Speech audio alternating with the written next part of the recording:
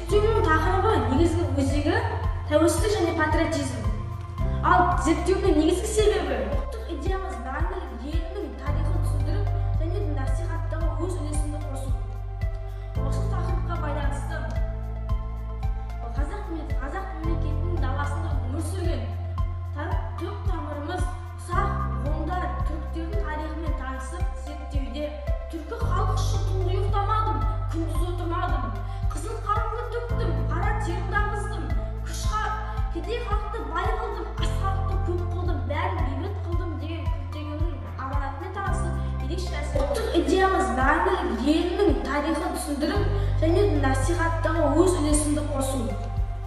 Осы тақырыпқа байланысты қазақ мемлекетінің даласында өмір сүрген түп тамырымыз сақ, ғұндар, түріктердің тарихымен танысып зерттеуде түркі халық үшін түнде ұйықтамадым, күндіз отырмадым, қызыл қанымды төктім, қара терімді ағыздым, кедей халықты бай қылдым, аз халықты көп қылдым, бәрін бейбіт қылдым деген күлтегеннің аманатымен танысып ерекше әсер алды. Тақырыптағы мақсатым қазақтың ұлы даласында өмір сүріп, әлем тарихына өз аттарын өшпестей жазып қалдырған ардагеріміз сақтар, ғұндар, түркілердің тәуелсіздік жолындағы күресі мен патриотизмі туралы деректерді жинақтау және іздену.